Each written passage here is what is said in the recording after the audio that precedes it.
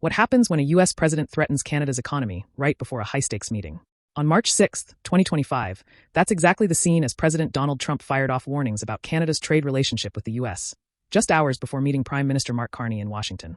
Trump's claiming the U.S. gets a raw deal, pointing to Canada's $70.6 billion trade surplus in 2024 and calling the relationship lopsided. Let's unpack this tense moment and why it matters for both nations. Trump's latest move builds on his February 1, 2025 executive order slapping a 25% tariff on most Canadian goods, like steel, aluminum, and timber, and a 10% hit on energy, including Canada's $97 billion oil exports. He's framing it as a push to curb fentanyl and migration, but the numbers don't add up. Only 0.03 pounds of fentanyl were seized from Canada in January 2025, a 97% drop from the prior month.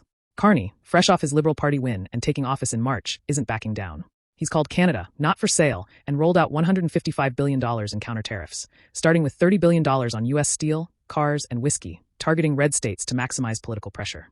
This March 6th meeting was meant to find common ground, but Trump's pre-meeting jab, hinting Canada should be the 51st state, set a fiery tone. Carney's banking on his global cred as former Bank of Canada and Bank of England governor to negotiate, pushing for a new economic deal that respects Canada's sovereignty. Posts on X show Canadians rallying behind him, with some praising his tough stance against Trump's bullying. Yet, the stakes are sky-high. $2.6 billion in daily trade hangs in the balance, and a full-blown trade war could spike prices for everything from gas to groceries across both borders. As Carney walked into the White House, the question wasn't just about tariffs. It was about whether Canada can hold its ground against a U.S. president playing hardball. This moment could reshape North American trade for years. Stay tuned for how this plays out.